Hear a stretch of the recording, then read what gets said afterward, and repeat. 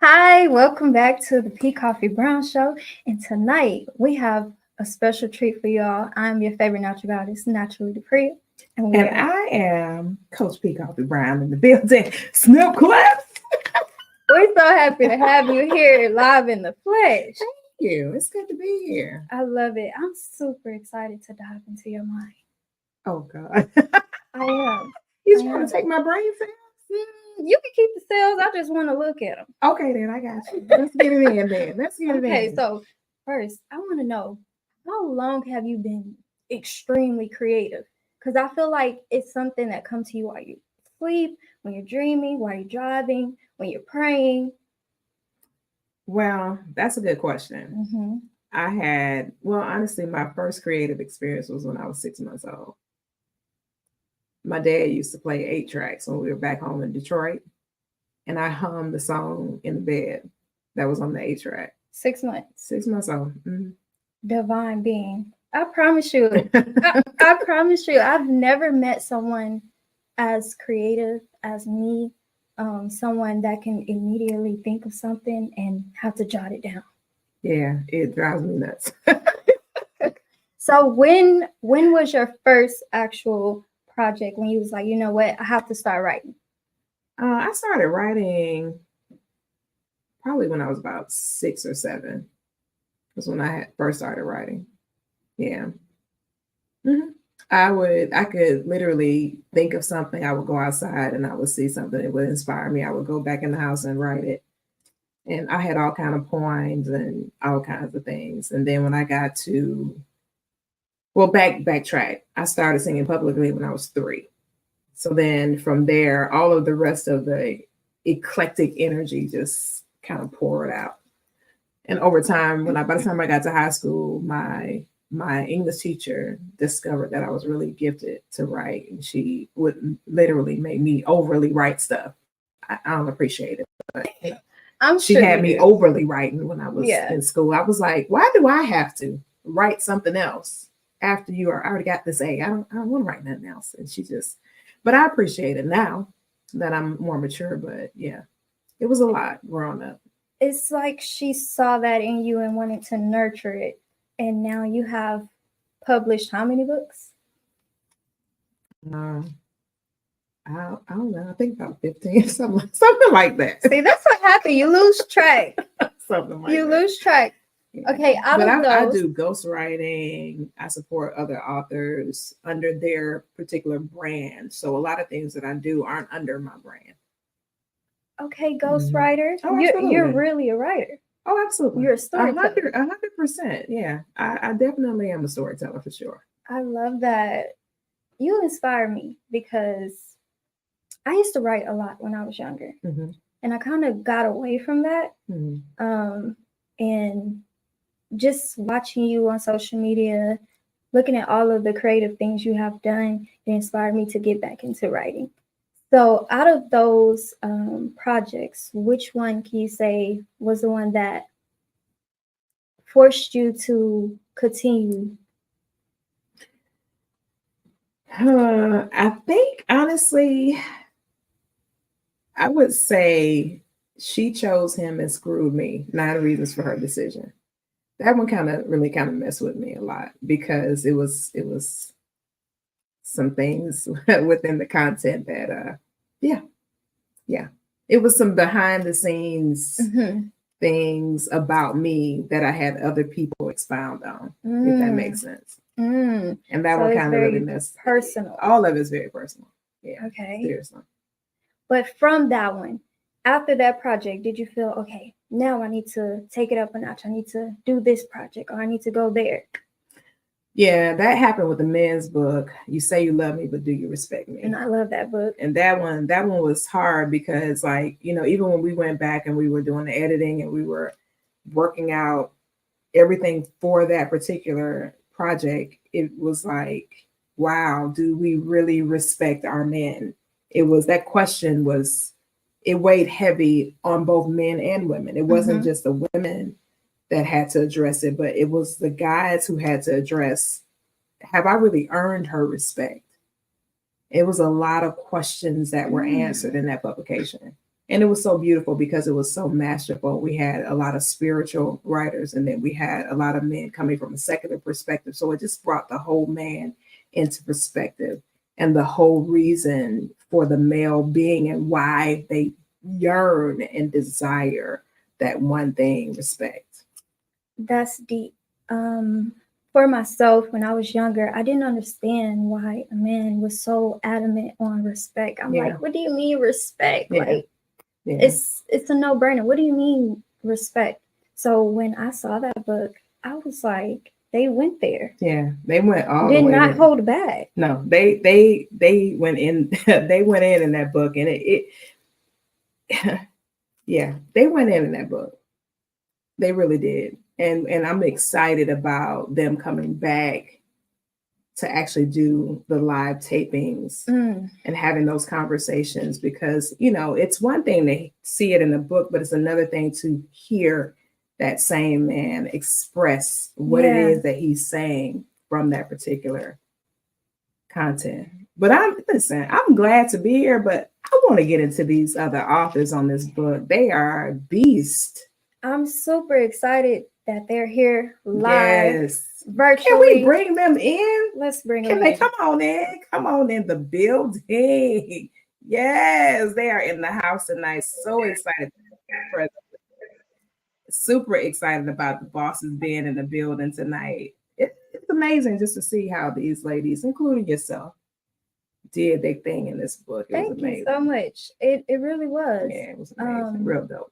I've learned to appreciate all of them. Yes. In their own individual way. Absolutely.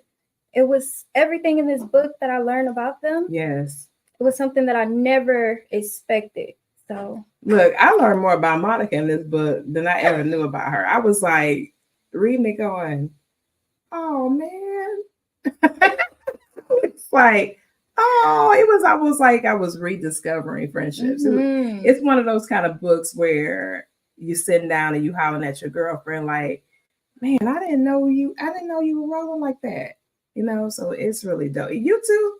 Don't think you're gonna get out of the interview or ministry tonight, because you in the seat too, woman. I'm in the seat. Oh, absolutely. So definitely, I'm just excited that you all had an opportunity to really express yourself in this publication. You gave you away, and it's just beautiful to see that. You know, Gracia sees everything before I see it, because she know I got issues. I'm real critical when it comes to content. So Gracia's like, no, ma'am, you're not allowed to see nothing right now. I'm happy. Yeah, I thank God for Gracia, because she gonna give y'all some grace. I'm not giving y'all no grace. And she hence the name Gracia, right? Hello. And she came back and she was like, Koffe, this is gonna be a bad book. Like, she really, really talked about it from a perspective of just the vibrations. And she was like, man, I can take so much from this book. So many things I can take from this and add to my tool belt. So I'm excited to hear from them tonight, for sure. One thing about Gracia, she's a writer. It's in her. So ridiculous. Lady Victoria too. Having her look at it. Listen, Lady Victoria, let me tell you how smooth she is. When we did the first project, I got to tell on her. I got to tell on her. We did our very first project years ago. It's called The Race to the Ring, the 7 Seasons of Successful Courtship. Yeah, that was my first anthology. It was really amazing. I'm reading the content and I'm sitting here reading this story and I'm like, what? I felt like a scrub. I went and rewrote my chapter. That was, Gracia will tell you, Gracia was like, what are you doing? I said, I got to rewrite my chapter because this lady like showed out on us, Sabrina. She showed out on us. her story was so captivating that I knew that she was talking about herself. But you wouldn't know it unless you knew her. Yes. And so it was so masterfully done. And then when we realized, I said, man, this girl got some creative energy. And it's just magical, man, to just see everybody. This book is just priceless. I can't really put it into words. I cried a lot reading that book, like for real. Me too. I really did. You know, some of our authors aren't able to be in the building tonight for various reasons, like Crystal Sauls and my actual biological sister. Yeah. Last night, Tanisha I call her my play sister, but she literally could have been my real sister. Like we could have had the same parents for real, because we are so much alike. Our lives have been parallel for many, many, many years. But my biological sister that I used to take care of, because she's the youngest of the 8 of us, and I'm the oldest of the 8 of us. So she's on the project, and it just, man, just looking at how God just takes things and brings them back full circle. Yeah. And to have my sister on the project is priceless for me. It messes with me. It really does. When you read her chapter, I was done. I started to call Gracia, because when I really want to cry, I call Gracia, because I don't let nobody else. Yeah. Me and Lady Victoria, when I get upset, I call Lady Victoria, because she's my regulator. When I get mad, I call Gracia. So what's the difference? Gracia have to tell you about that in a whole nother. When I upset and mad, Koffe, it's 2 different people. You don't want to see me mad. So Gracia deals with me when I'm mad. Lady Victoria deals with me when I'm upset. I love you have a powerful team with your publishing company. And I'm so grateful and thankful to be a part of it, Absolutely. To be a part of this journey with you. Absolutely. To have someone that understands my creativity. And respect it. Hello. It's dope, man. It's dope. I love it. And just the backstory about you and me, we met also. This is why I tell people all the time, because we don't get into these authors, but I tell people all the time how powerful social media is. I met every single person on here from social media. Every person that I have on this project, 80% of the people on this project, I met them right through social media, building relationships. And I believe in building relationships. I didn't ask anybody to do anything at the start of the gate. I forged friendships and built relationships. Yes. And that's what we're missing as far as connecting is concerned. You got to build these relationships and then develop partnerships that add value on both sides of the coin. Because there's no need of me having something that's not going to be of value to you for your future. Like JJ talked about last night, legacy. Her grandbaby's birthday was yesterday. And I was like, oh man, why you do me like that, JJ? And it was just beautiful just to, hear that story of every single year. The anniversary of this publication is going to be on her grandbaby's birthday. That's amazing. Purpose. Powerful. Powerful. Let's get into these ladies. Snap clap for the bosses in the building. All right, ladies, let's get into it. Who do we have here live in the flesh? Live in the flesh. Come on. We have Lady Victoria. Come now, on. You got to tell them. You got to tell them the intro. Introduce yourselves. Y'all know how we do. We're here to celebrate. We're here to celebrate each other. We're here to celebrate our project. Love on each other. Okay, I will go first then. I am Lady Victoria, and like Koffe said, we've been knowing each other a long time, but we literally met on social media, on her relationship show, through other people.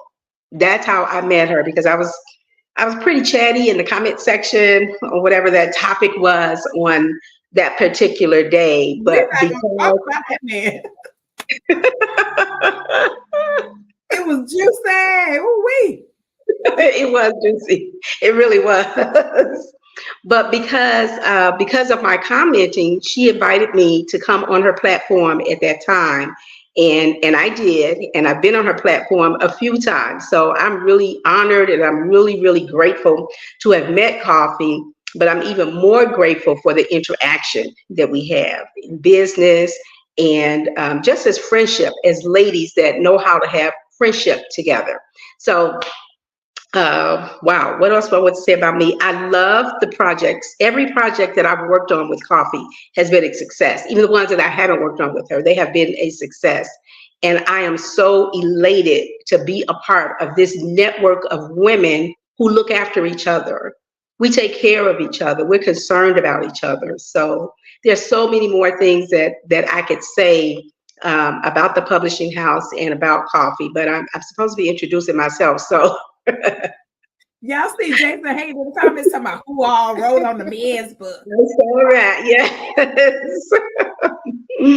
But yes, I am a certified etiquette consultant, and I love working with people in the way of manners, whether it's in business, personal, or in your social environments. I love working with youth. I love working with teenagers. I have a mentorship program where I work with teenagers, building up their self-esteem, helping them to realize who they are, that their voice matters, that the things that they think about themselves are the things that they will become. So I work in that arena to just help them to see themselves through someone else's eyes. And oftentimes that's how they begin to see themselves, through someone else's eyes. But then coming to the realization that the way they see themselves is the thing that matters the most. So there's a lot more I could say, but I'll leave it there. Awesome. Thank you so much. Monica's You're in the welcome. building. Hi, Be like, whoop whoop. Woo, woo. Hey everybody. Well, I'm Monica Macias. I am, of course, an entrepreneur. I own a Christian apparel and accessories business, boutique online. I'm a Christian social media influencer. So if those of you that don't know me, you can find me over on TikTok. We are growing organically there. It has become an incredible experience.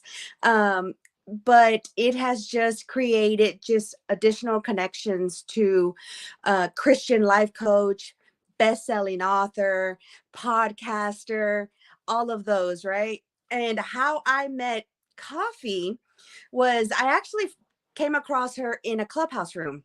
And then I followed her onto her boutique and I became a customer. And literally, like I was there every day she went live. And we created this friendship. And she reached out to me when God dropped me in her spirit. And it has evolved and created so many opportunities. I am honored to be connected to not just this project, but every project and everything that we get to do together. And she inspires me. Koffe does a lot. And when you try to balance all of those things, even when in writing this book, creating that balance, how do you do it? And that's what I enjoyed about this project. So I'm not going to share. I want everybody to introduce themselves before we start sharing about our chapters. But it is definitely an honor to be a part of this project.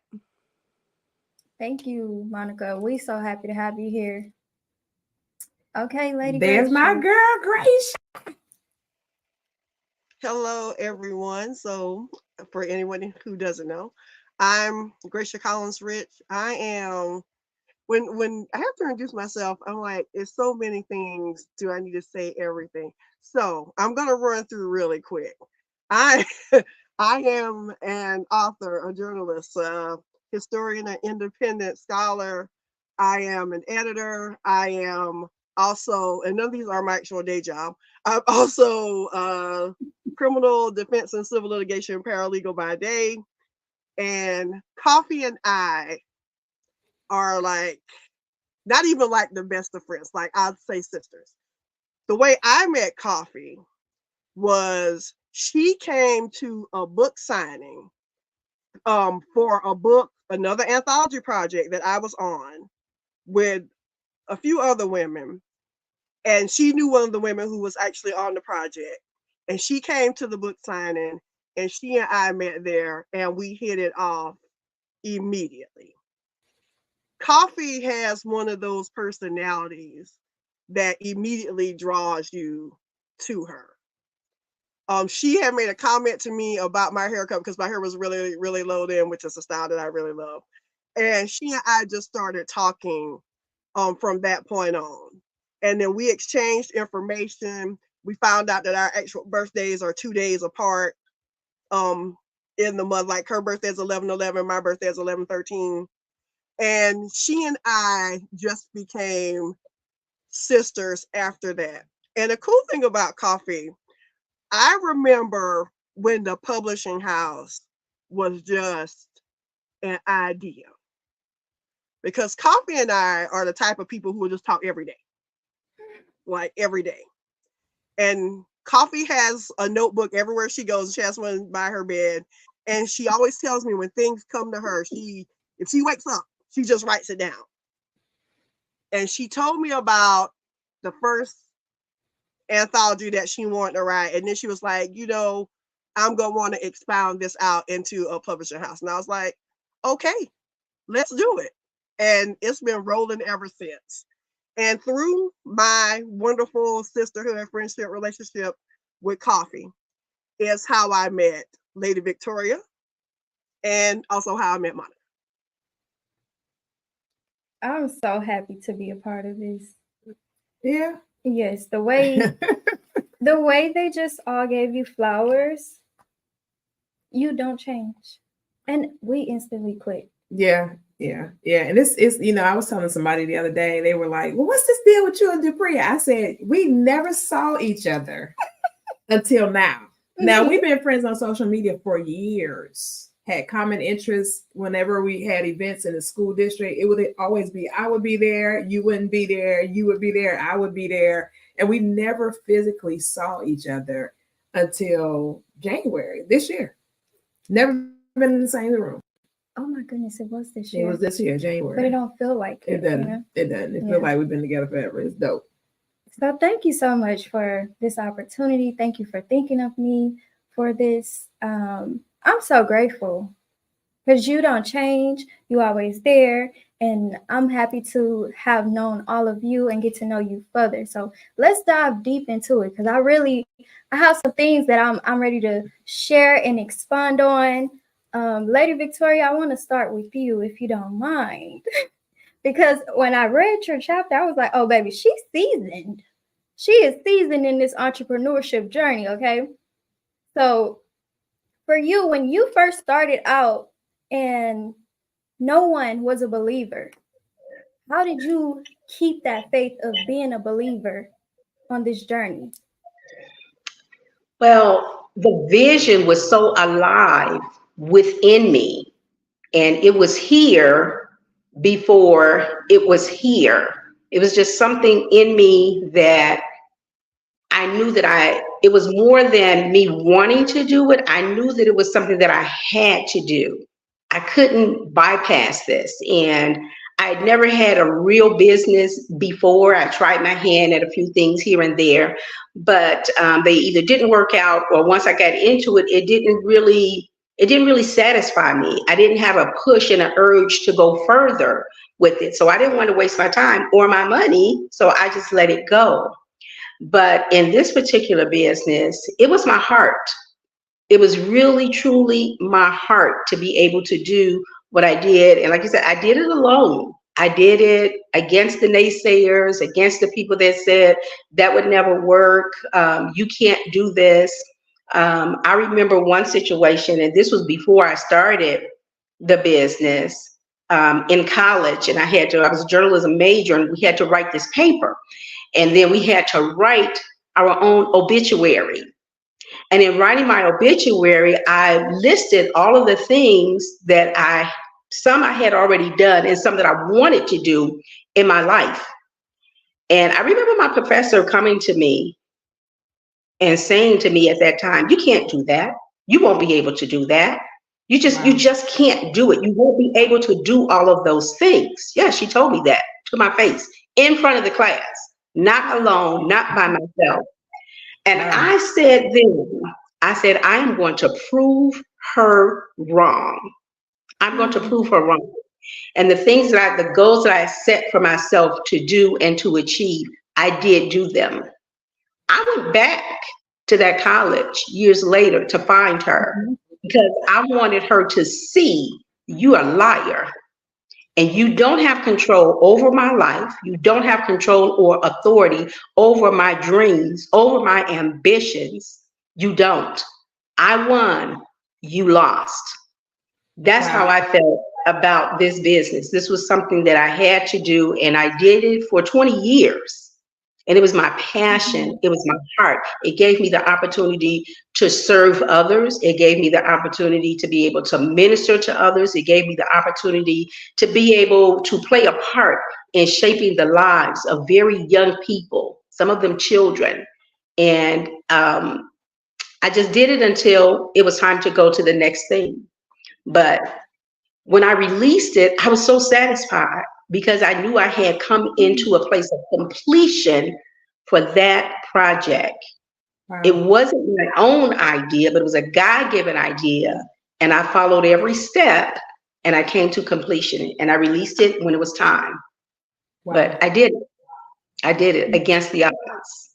And Your everyone came. Wow. The power of mindset. Yes. The power of mindset. You could have gave up when that professor told you, no, you cannot do this. Just think about the fact that somebody in authority and power to shape someone's mind and tell them that they can't do it.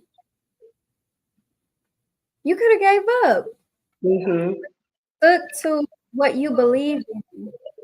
Continued on for 20 plus years. Amazing. Yes. Yes. For sharing. I don't regret a day of it. Thank you so much for sharing. I'm sure it's people out there that's listening or that's going to get the book and they're going to feel, wow, if she stuck to it, if she can do it, even though nobody believed in her, can do it too. I can relate to that because I did it without support. I did it without people believing in me, but I believed in me. Mm-hmm. So thank you for sharing it. I've never heard someone say that their professor told them in front of a class, oh, no, you can't do that. Okay. All righty. So I do want to get into Gracia because when we was working on this project, Gracia really touched me. She touched me in so many ways, spirit, mind. When I tell you, I was like, okay, this lady, I need to get to know her. I need to get to know her. When you read my chapter and we had our conversation, I was like, wow, okay, I'm on the right track. Because remember I told you I was scared about it? Yeah. I do. No? You remember? I do. When I read your chapter, I was like, wow, I can relate to that because it was kind of sort of how I was feeling. I was feeling scared about it. But when you were along your walk of walking into your purpose and you kept meeting resistance, you didn't give up. So expand on that. I want to know when you had this burning passion inside of you and it just was not working out. What made you stick to it? I stick to it because I really think for some of us, life experiences mold us into the people that we become. And for me, I've had a lot of different obstacles in life. So I have become a survivor in all things. So when I have obstacles and when I felt, much like Lady Victoria, my dream of what I knew I could become, when obstacles got in my way, I will be honest, they slow you down. Obstacles will always slow you down. But it's how you choose to deal with the obstacles that give you your outcome. For me, it was just, having that, the attitude to not be defeated. There's so many things that I have had to endure, come through, walk through, stand up to in life. There was no way that I was not going to stand up to my dream. There was no way that I was, not going to press through to make what I knew was for me to happen. There's always a survival instinct in all of us, even if we don't know it. Sometimes we have to go through things to get through things. Mm-hmm. If you get what I'm saying. So for me, that has just always been a thing. I believe in going through, even if it's hard, because, there's that saying, which I know is kind of cliche, but very true. Nothing worth having is easy. You're going to have to do the hard stuff. When it came to my vision, as I said in my chapter, without giving too much away, when something didn't work for me, instead of just throwing everything in the trash, sometimes you have to get up, regroup, restart, and try it again. It's never, I won't say never. For some people, it may work the first time, but that is a low, probability. For most of us, it takes more than one time. And I feel like, as women, sometimes we get discouraged when it doesn't happen the first time or the second time, maybe even the third time. But if you know that it's something that you want, you will go through whatever it takes to get. And that's one of the things that I really want people to get from my chapter. Keep going. Because you never know, the day that you stop, tomorrow could be the day for your breakthrough. Keep going. That's good. One last question before we even touch on something else. Did you have anyone to pull you up when you faced one of your hardest obstacles or struggles? Did anyone pull you up, lift you up, and tell you it's going to be okay, you're going to be able to persevere? For me, lots of times I had to make a way on my own. I'm a person who actually lost both of my parents when they were really young. So I didn't have that parental guidance to go through. I'm also someone who, after 20 years, am now a divorced person. So I didn't have my husband to turn to. Sometimes you only have God in yourself. And trust me, God is enough. Yes. Amen. But, like I said before, you are going to have to put in the work, because at the end of the day, you are who you're going to have to depend on. You are who you're going to have to rely on. Absolutely. I have 4 children who are relying on me. So on top of my own wants and dreams, I have children that I have to look out for. Children that I have to make sure are taken care of. Children that I would never want to see struggle because I didn't push through. So that was my reason. That was my reason. Beautiful. Before we move forward, I want to let all the viewers know today is the last day you could go ahead and purchase your ebook for 99 cents. But you can always, at any time, go ahead and purchase the hard copy through your favorite author. So I have to get back to you, right? Let's get to you. Wait, no. We have to get back to you, because you've been doing this and you've been helping a lot of people share their story, helping them get their creative juices flowing. When it came to your publishing company, have you ever met that resistance where you thought, okay, this is probably going to be the end of this? Honestly, this whole project, this whole situation, yes, it was, I don't even know how to explain it. But I was kind of projecting for the future some things, and I literally launched another company. It's a whole lot of things that are happening behind the scenes of this book, but I was like, man, I almost said I'm getting ready to refund everybody their money and I'm done. It was the pressure, dealing with my adopted mom passing away.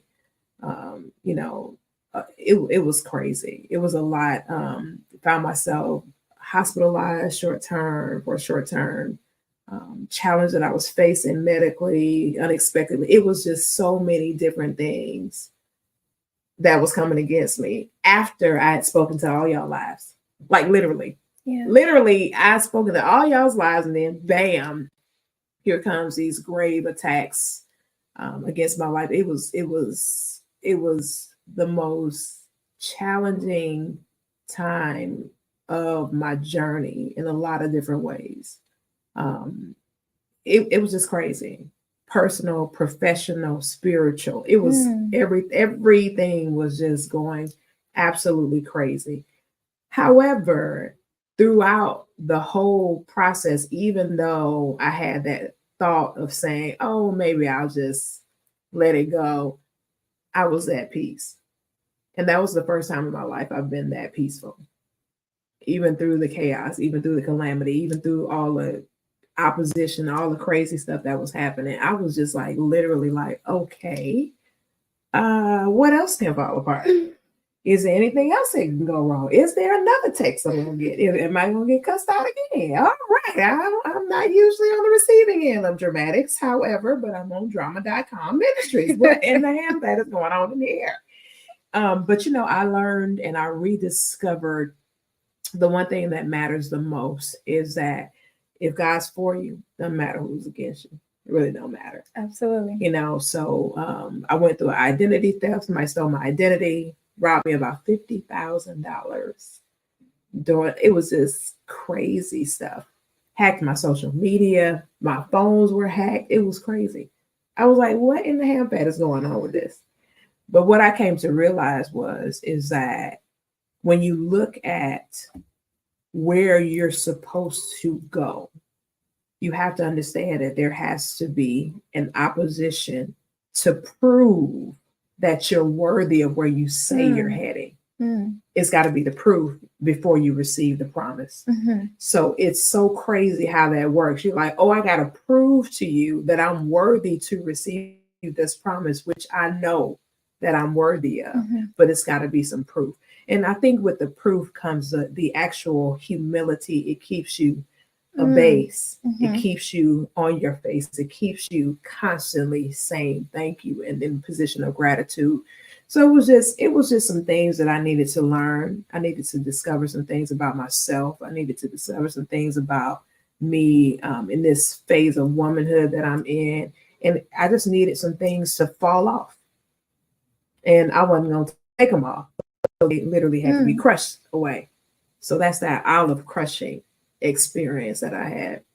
And on the other side of that, you know, when I kind of came to my senses like King David did, it was like, whatever betides me, I'm going to trust you. Whatever happens, I'm going to talk to my own self and I'm going to encourage myself. And this too has to pass. It can't stay here. It came to pass. So I had to learn and relearn and kind of tap into that educator energy and say, I gave you all the tools. I had to think like I tell my students. I always get silent when they get ready to get tested. They always ask me, Ms. Brown, can you tell me this and that? I don't tell them anything. I just point to the board and say, information is right there. Take the test. And that's what God was doing with me. He was like, information is right there. Take the test. Pass the test. And that's what it was all about, because that wilderness experience, nobody wants to be in the wilderness for 40 years. Nobody in their right mind, a lucid person does not want to be trapped in that for 40 years. So I was like, I'm going through this, whatever this is, I'm going all the way on the other side because I don't have time for this to keep showing up. Because what happens is it gets worse and worse and harder and harder and worse and worse. So I was like, I need to go through this now. And it was a character building time for me. It really was.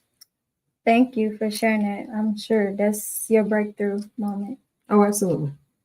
Okay, let's get into it. Well, let's get into Monica first. And then we're going to come on back to you. All righty then, Monica. Let's get into Monica. That's the TikTok queen, seriously.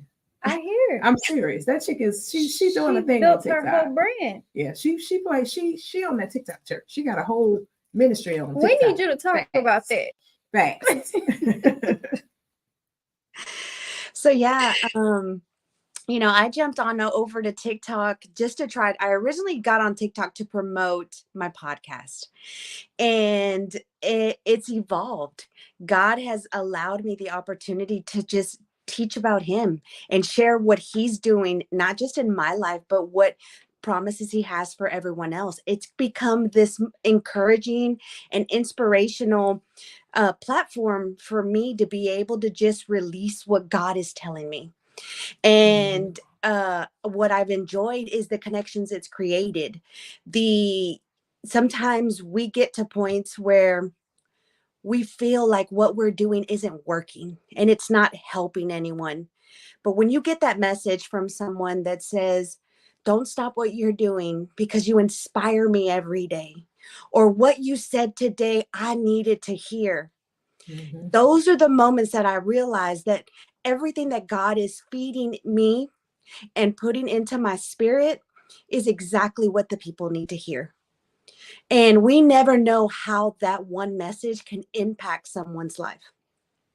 And so that's like the thing that continues to drive me, is knowing that if I can touch someone's life or change their life for the better or give them the strength to keep growing through it, then I'm doing what God has called me to do. Amen.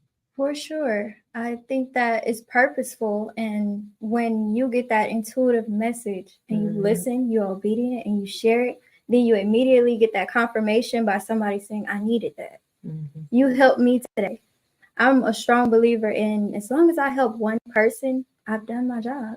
Absolutely. Amen. So I'm happy that you had that TikTok success, because that is something that a lot of people want to get into, but it's not as easy for them. And your editing is fire. Absolutely. Period. She be coming together with the editing. Yes. I listen, I texted her earlier today. Can you put something together for the Saints, please? Can you put the Saints on, please? It be together. Yes, absolutely. So Absolutely. to get into your chapter just a little bit, what was the one moment that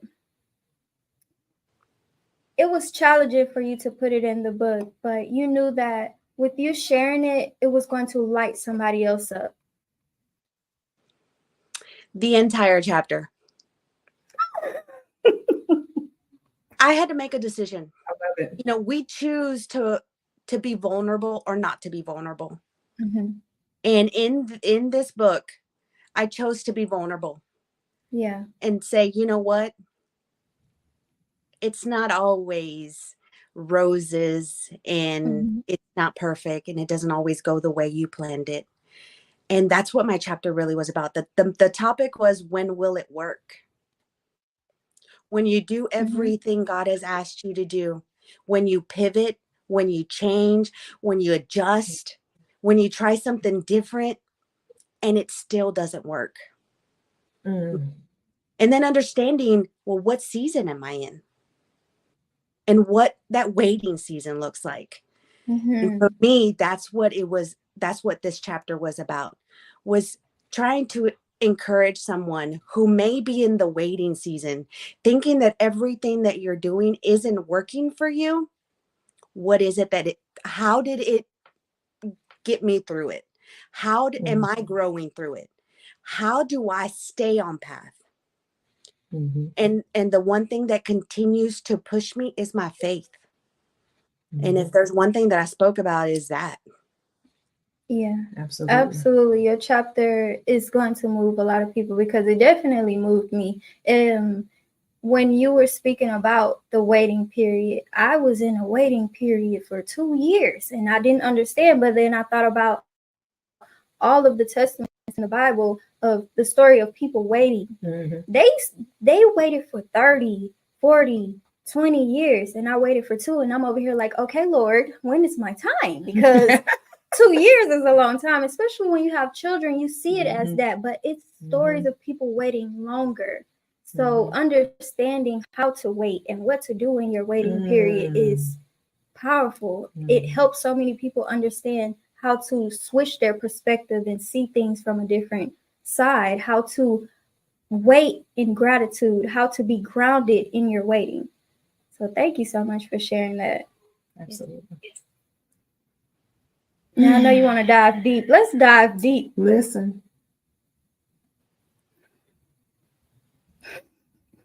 First of all, I have to say thank you to everybody. Our new PR firm, when they put the chapters in position, I was sitting there and I was just like, they were like, "What do you think?" And it was funny because when I gave them my ideas, it was the same as what they projected, and I was like, "It will flow so amazing if we just." And they were like, "That's exactly how we had it laid out." So when they turned their paper over, it looked just like my paper, and I was sitting there saying, "Yeah, this is what I'm talking about." And I just, as I was reading it, the one thing that is harmonious throughout of it is that everybody here is an overcomer. Mm-hmm.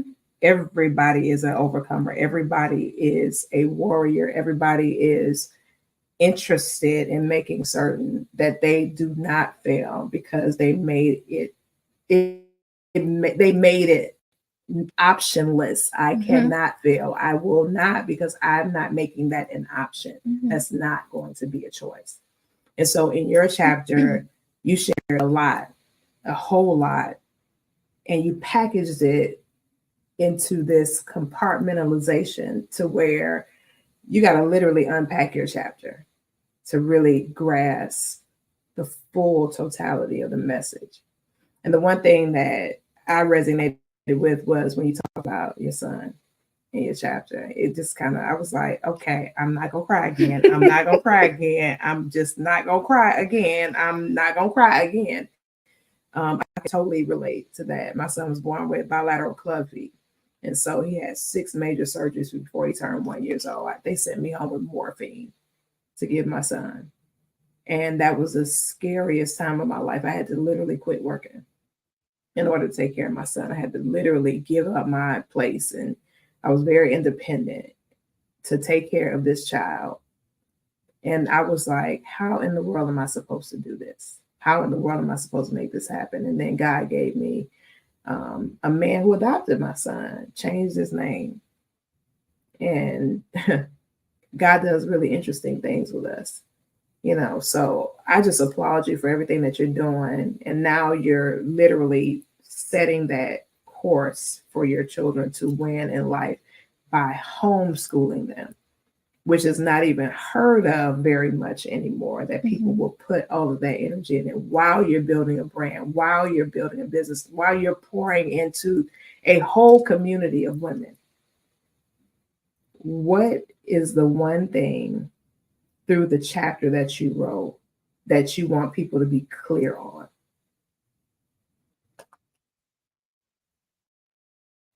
I don't want to be vague with my answer because I feel like we all can relate to not giving up, but really paying attention and understanding what God is showing you when he's calling you to your purpose. Because I kept trying, and in the beginning, it was for me to take care of my children. Like I shared with the ladies last night, entrepreneurship chose me. I did not choose entrepreneurship. I was a great employee. I was fine with being an employee. I was, because I was great. But God had me accumulate all of those skills to prepare me for my purpose, to help me understand how to be in leadership and also how to be a helpmate, how to help others and build a community. I'm really big on community building, and that's one of the reasons why I love our relationship, because you're really big on friendship and building community. So when it comes to pulling one thing from my chapter, I just want someone to understand that you have to understand what God is calling you to do. So unplug from the outside and plug into your spiritual being. Understand that sometimes you have to turn down the noise outside of you and turn up the volume inside of you. That's good. Yeah. That's good. Turn up the volume on the inside. Wow. I had so much chaos, people telling me, oh, you should do this or you should do that. And my path was just different. And it was something that nobody have seen. So me doing things differently, it caused me to question myself a lot, because people telling me that I need to do it this way, I need to do it that way, or why are you doing this, why are you doing that? And God was showing me different things, but I wasn't trusting all that God was showing me. And it was just because the volume outside was too loud. So those 2 years of God pulling me into isolation, he revealed a lot. So you have to trust what God is showing you, understand. And if you're not listening, God is going to continue to pull you back and tell you, hey, my child, I need you to listen to what I'm saying. Right. Don't listen to what they're saying. They can tell you stuff all day, but it can be illusions. Everything outside of you is an illusion. So pay attention to what's true, what's here. And that's what brought me into my purpose. Now I'm walking in my purpose. I'm doing it on purpose, and I'm doing it with purposeful people. I love it. That's powerful. I love it. Thank you. Woo! Listen. You think we should tell them what happened today? You think we should go ahead and tell them? I think it's time. We should tell them. They We need waited to long tell enough. these people what happened. They need to know. They need to know. Y'all should know. Y'all want to know? Y'all want to know? Yes. Congratulations, bosses. You all are international bestsellers, and you actually on the bestsellers list in every single category. You all did that. Congratulations to you. I'm so excited for you. You guys are amazing and fantastic. Technically, you actually became international bestsellers within 1 hour of the project dropping. 1 hour. 1 hour, which is a record for our company. So to God be all the glory. That's the first time in history for our brand that we actually became international bestsellers in 1 flat hour. 1 flat hour. So congratulations to each and every one of you. So excited for you guys and everything that's going to happen as a result of this. So listen, everybody, I'm going to give you some instructions and some guidance because that's what an educator does. Do it in your anchor voice. In my news anchor voice? Well, good evening, everybody. It is Coach P. Koffe Brown coming to you directly from Houston, Texas, and excited to be in the studio with Dapria Williams on this evening, who has emceed our project. Listen, you want to go over to Amazon.com right now, grab your 99-cent ebook, and then turn around and grab a paperback and go to your favorite author and have them to put their Jane Doe on that book for you. Or if you want to be a little bit more sassy, go directly to your favorite author and actually get it from them to ship it to you at the introductory price just for tonight of $21.97 only through your favorite author. This is your favorite news anchor coming to you from Houston, Texas, Coach P. Koffe Brown, getting ready to sign off. But in the meantime and in between time, know that you are purpose-filled and destined for greatness. I love it. That was off the cuff. Thank you, ladies, so much for joining us. I wish everyone so much greatness from this project. Thank you for having me. Thank you all for joining us live, all of the guests, for the love, the support. Yes. And we're signing off. And we're excited, y'all. So definitely get in those comments. The authors will be putting their information directly in the comments as soon as we're off the live for you all to be able to connect with them directly. Support these women. They did a fantastic job with this publication, and you do not want to miss an opportunity to be able to get with these bosses, honey, about the babes and the business, period. God bless you guys, and we will see you again on another edition of the P. Koffe Brown Show. God bless, grace, peace, and supernatural freedom, healing, and deliverance to each and every one of you. Good night, everybody. Peace.